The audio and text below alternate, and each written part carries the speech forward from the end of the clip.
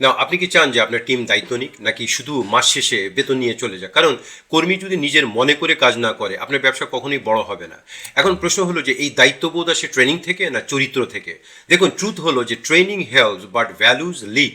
Training দিয়ে আপনি skill বাড়াতে পারবেন, কিন্তু ক্যারেক্টার না থাকলে সে স্কিল দিয়েই ভুল করবে, শর্টকাট নেবে বা ক্ষতি করবে।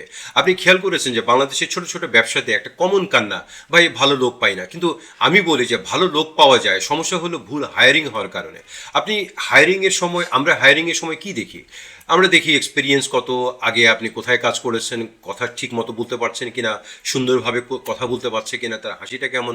কিন্তু সবচেয়ে গুরুত্বপূর্ণ জিনিসটা দেখি না, সেটা হলো অনেস্টি প্লাস রেসপন্সিবিলিটি। কি দেখি না? Honesty plus responsibility. কারণ স্কিল শেখানো যায়, বাট ইন্টিগ্রিটি শেখানো যায় না। ইন্টিগ্রিটি থাকলে সে শিখবে, সে ইমপ্রুভ করবে, দায়িত্ব নিবে। ইন্টিগ্রিটি না থাকলে সে এক্সকিউজ বানাবে, ব্লেম করবে, রিস্ক তৈরি করবে। এখন বিজনেসে প্রাণ দিয়ে কাজ মানে কি? এর মানে হলো যে কাস্টমার কমপ্লেন করলে সে লুকাবে না, ডেলিভারি ডিলে হলে সে আগেই জানাবে, ক্যাশ হ্যান্ডেল করলে সে ট্রান্সপারেন্ট থাকবে যতটা সম্ভব। এটাই হলো ক্যারেক্টার। আর একটা মজার কথা হলো যে আপনার টিম আপনার দিকে তাকিয়ে শেখে, মানে আপনাকে দেখে কাস্টমার শিখে। আপনি যদি বলেন যে মানে আপনি যদি ওনার হিসেবে লেট পেমেন্ট করেন, কথা না রাখেন, কাস্টমারকে মিথ্যা কথা বলেন, টিম ভাববে এটাই হলো নর্মাল। এভাবেই ব্যবসা হয়। So leadership values cascade down.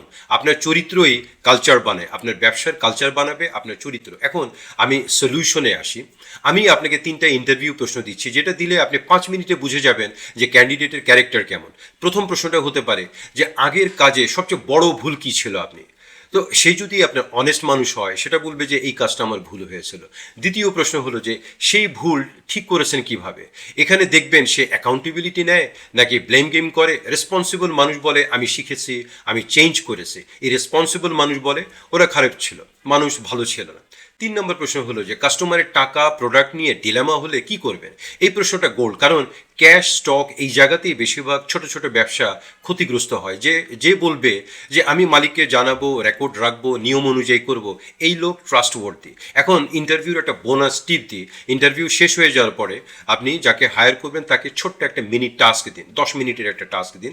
এভাবে বলুন যে এই কাস্টমারটা রেগে আছে, আপনি কিভাবে রিপ্লাই দিবেন। মানে এই কাস্টমার সে কি করে, এটা থেকে আপনি বুঝতে পারবেন তার attitude plus job clarity. Remember, skill can be train, character must be selected. আমি আবার বলছি, skill can be trend, character must be selected. So আজই আপনার টিম স্টাফ হায়ারিংয়ের জন্য একটা রুল লিখুন। প্রথমে সততা, তারপর দক্ষতা। প্রথমে সততা, তারপর দক্ষতা। আর নতুন কাউকে নেওয়ার আগে এই 3টা প্রশ্ন অবশ্যই করবেন। আপনার রিক্রুটমেন্ট 50% ভালো হয়ে যাবে ইনশাল্লাহ।